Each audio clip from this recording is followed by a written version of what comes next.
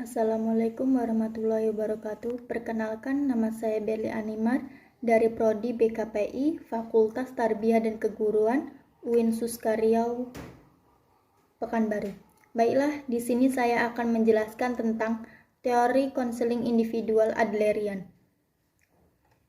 Adler pada awalnya adalah murid Freud dan seorang psikoanalisis yang kemudian memisahkan diri karena berbeda pendapat dengan Freud dalam beberapa hal.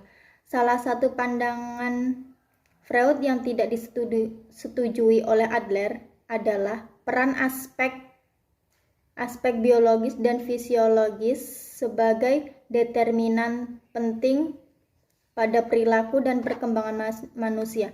Meskipun Adler memiliki pandangan yang sama dengan Freud berkenaan dengan pengalaman anak-anak sebagai determinan perkembangan perilaku, namun ia lebih memperluasnya dengan cara menambahkan determinan lain seperti pengaruh konteks sosial, dinamika keluarga, dan pengasuh anak. Dalam perkembangan teori ini disebut konseling Adlerian, yakni teori yang dikembangkan oleh Adler bersama dengan pengikut-pengikutnya. Teori ini menekankan pada minat sosial dan tujuan hidup manusia, serta pada analisis kesadaran berdasarkan karakteristik tersebut. Teori Adlerian digambarkan sebagai bersifat sosio-teleoanalitik. Yang pertama, tujuan teori Adlerian. Tujuan dari konseling Adlerian adalah untuk membentuk manusia dewasa yang utuh dan sehat secara pribadi dan sosial, atau well-functioning. Manusia dewasa yang sehat dikonseptualisasikan sebagai individu yang memperlihatkan kemandiriannya baik secara fisik maupun emosi. Yang kedua, manfaat teori Adlerian. Manfaat dari konseling kelompok Adlerian adalah dapat meningkatkan keberanian, mengurangi perasaan inferior, dan mendorong berkembangnya minat sosial konseling. Pokok-pokok teori. Berikut ini akan dipaparkan dua aspek penting dalam teori konseling Adlerian yang meliputi pandangan tentang sifat dasar manusia dan sistem teori secara garis besar. Yang pertama, pandangan tentang sifat dasar manusia. Seperti halnya Freud, Adler juga mengakui pentingnya masa 5 tahun pertama kehidupan dalam mempengaruhi perkembangan manusia. Namun, meskipun ia mengakui bahwa faktor-faktor biologis dan fisiologis memberikan arahan pada perkembangan individu, juga memiliki kemampuan bawaan untuk mengarahkan dirinya sendiri. Adler juga memandang manusia sebagai memiliki dorongan untuk menjadi orang yang berhasil. Adler juga memiliki keyakinan bahwa perilaku manusia harus dipelajari dari sudut pandang yang holistik. Pada usia antara 4-5 tahun, anak-anak sudah memiliki kesimpulan umum tentang hidup dan cara yang baik atau terbaik untuk menghadapi masalah hidup. Adler juga memandang manusia memiliki minat sosial yang menjadi barometer bagi mental dan yang sehat. Minat sosial dikonseptualisasikan sebagai suatu bentuk perasaan terhadap dan kooperasi dengan orang lain. Sesuatu perasaan untuk memiliki dan terlibat dengan orang lain untuk mencapai tujuan-tujuan umum kemasyarakatan. Yang kedua, sistem teori. Teori Adler diklarifikasi ke dalam perspektif fenomenologi. Meskipun Adler adalah seorang psikodinamika, namun teori psikologi individualnya dapat dimasukkan ke dalam perspektif fenomenologi. Karakteristik fenomenologi ini tampak dari pandangan Adler yang menekankan pentingnya perspektif subjektif individu terhadap realita. B. Teori Adler bersifat holistik. Pendekatan Adler didasarkan pada suatu pandangan holistik tentang manusia. Kata individual dalam konstruk psikologi individual bukan mengimplikasikan bahwa pendekatan ini memusatkan perhatian pada individu, tetapi memandangkan individu sebagai salah satu unit yang dalam hal ini diidentikan dengan kebulatan Wholeness. Menurut Adler, manusia tidak bisa dipisahkan atau dibagi-bagi ke dalam bagian-bagian yang diskrit, dan oleh karenanya kepribadian merupakan suatu kesatuan dan dapat dipahami hanya jika dipandang sebagai suatu kebulatannya. C. Perasaan rendah diri atau inferioritas sebagai determinan perilaku atau perkembangan.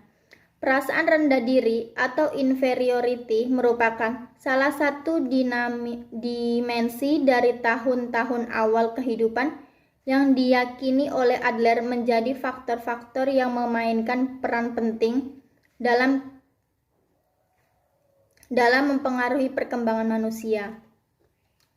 Di samping perasaan rendah diri, cara-cara yang digunakan oleh anak-anak untuk menangani perasaan rendah diri juga menjadi faktor penting yang akan mempengaruhi perilaku dan perkembangan dirinya. Sebagai contoh, anak yang menangani perasaan rendah dirinya dengan cara melibatkan dirinya dengan orang lain, membentuk kemampuan, dan membuat pilihan yang kreatif cenderung lebih dapat mencapai perkembangan yang sehat.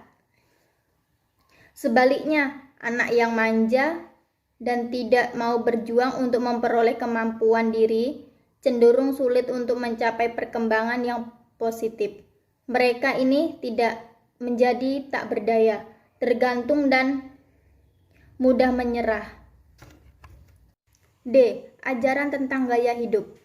Gaya hidup atau lifestyle merupakan suatu cara unik yang digunakan oleh setiap individu untuk menangani perasaan rendah diri dan mencapai tujuan-tujuan hidupnya. Gaya hidup individu sebagian dipengaruhi oleh komposisi dan pola interaksi dalam keluarga. Gray memandang gaya hidup sebagai suatu yang sangat mendasari dari sebuah konsep Adler dan menggambarkan sebagai totalitas dari semua sikap dan aspirasi individu. Meskipun tujuan tersebut hampir selalu melibatkan superioritas, kompetensi dan penguasaan, setiap orang memiliki image atau yang seringkali tidak disadari tentang apa yang menjadi tujuannya. Adler menggunakan istilah fiksional finalis untuk menggambarkan tujuan sentral yang diimajinasikan untuk mengarah perilaku. Yang E. Minat sosial. Dari perspektif Adler, perkembangan dapat dijelaskan melalui dinamika psikososial.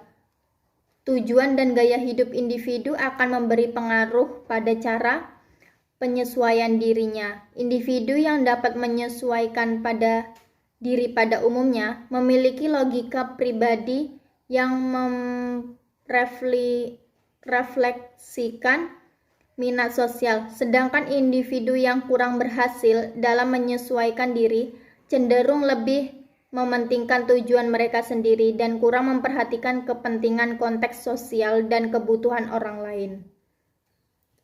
C. Implementasi dan aplikasi. A. Implementasi teori Adler yang meliputi yang pertama, tujuan konseling, membina hubungan konselor klien.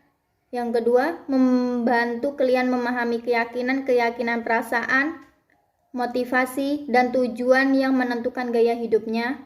Yang ketiga, membantu klien mengembangkan wawasan pemahaman atau insight mengenai gaya hidup dan menyadarkan mereka. Yang keempat, reeducation. Yang kelima, mengembangkan social interest individu dengan interaksi sosial. Yang kedua, proses konseling. Konselor Adlerian memiliki peran yang sangat kompleks dan perlu memiliki banyak keterampilan. Berperan sebagai pendidik, memperkembangkan minat sosial, dan mengajar klien dengan memodifikasi gaya hidup, perilaku dan tujuannya, serta sebagai seorang analisis yang harus memeriksa kesalahan asumsi dan logika konseling. Yang ketiga, teknik konseling. Dorongan untuk mendorong konseling, konselor perlu memusatkan perhatian pada yang apa yang dilakukan konseling, bukan mengevaluasi perilakunya. Yang B, perilaku sekarang bukan perilaku lampau. Yang C, perilaku dan bukan pribadi konseling. Yang D, upaya dan bukan hasil. Yang E, motivasi intrinsik dan bukan ekstrinsik. Yang F, yang dipelajari dan bukan yang tidak dipelajari.